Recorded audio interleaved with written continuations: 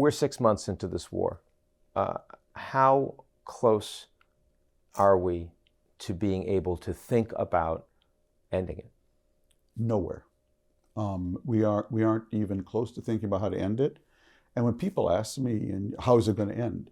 I tell them, unlike most sort of global geopolitical events, you can sort of see a pathway one way or another. Mm-hmm. I have no visibility here. I do not know how this is going to end. And that's what I'm really struggling with.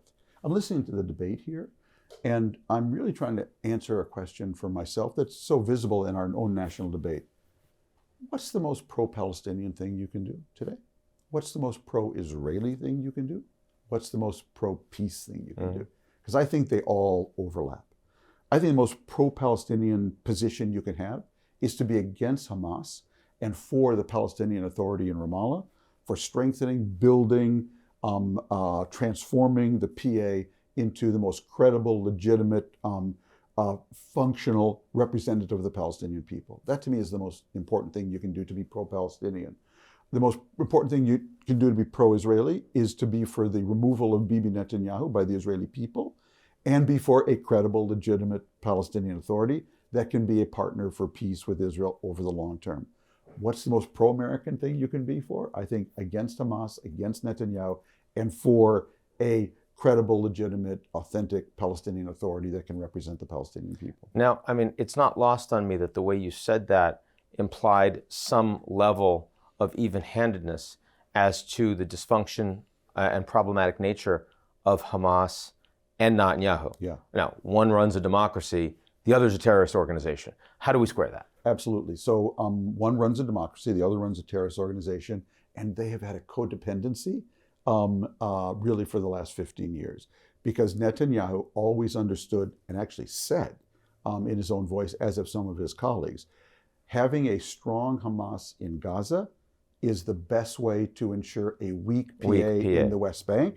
And no two-state solution. And no two-state solution. Correct. And Correct. So that cynicism is there. And for the Hamas, and that cynicism is even stronger, arguably, today. It's not been the least diminished by the war. Because it's essential for Netanyahu's survival politically. Exactly, because he now is hostage to a far right in his coalition that has told him anything that smacks of a Palestinian state, or even progress toward a Palestinian state, or even progress toward a unified Palestinian position where you'd have the PA in Ramallah in the West Bank and the PA in Gaza, is a no-go. We'll throw you out of power.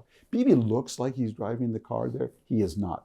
Smotrich and Ben-Gvir, his right-wing allies, are calling in out cabinet. Left, right, go here. So, and at the same time, Hamas is hugely benefiting from the way Bibi fought this war, which was to take very little care of Palestinian civilians, because Hamas basically was ready to sacrifice its civilians, made no preparation to protect them before launching this war, gave them no warning, even though they have this whole 400 miles of tunnels that could have protected people, because every Palestinian civilian who dies for them is an advantage on the world stage. It's amazing to me in that 6 months into this war plus, Bibi and Hamas, their codependency is still a central factor in this war. When I see Israeli public opinion, it's overwhelmingly in favor of continued military action, yes, destroying Hamas, whatever that means.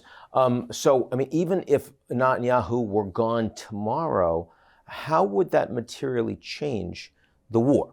I don't think it would change the war that much, in the sense that dismantling Hamas Israel defines as a central security requirement. Imperative. For anything future. At the same time, when you're dismantling something, what is your plan for mantling something else in its place? Okay? Yeah. If this is a war of dismantlement, unlike all previous Hamas-Israel wars, which were wars of retaliation, Hamas fired rockets, Israel fired rockets, ceasefire eventually. This is a very different war. It says we're going to dismantle them. But if you are going to dismantle something, what are you going to put in its place? And Israel has been fighting a war quite remarkably, not unlike our war after 9/11 in Iraq, of having no plan for the morning after. Because having that plan would alienate Netanyahu from his core political base. I've often thought about the worst mistake I ever made in journalism. I went to see Don Rumsfeld, I believe it was on the Saturday before the Tuesday that the war in Iraq was launched. I went to see him at the Pentagon. And I asked him, what's the plan for the morning after? And he drew all these boxes and lines and squiggles. made no sense to me whatsoever. And I thought it was my fault. Because surely the United States of America would have a plan for the morning after. Yeah. And I see the exact same thing with Israel here. And when you don't have a plan and you have lots of civilian casualties, rather than saying those casualties are the truly unfortunate byproduct of a war against an enemy who tunneled underneath the ground, but we are fighting this war for a better future for Israelis and Palestinians, that it's not going to justify it, but it gives a different political frame for it.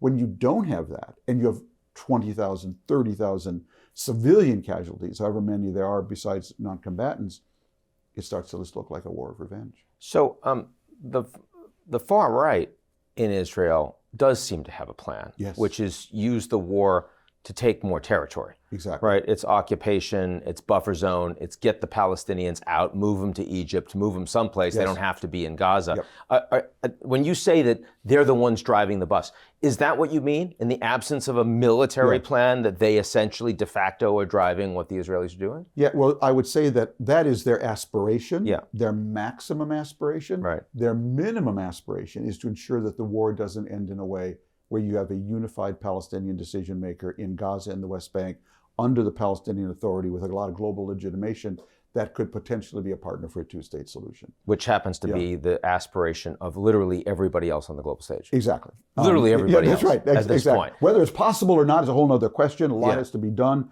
And that's why I say, to me, the most pro-Palestinian thing you can be doing today is working on that project.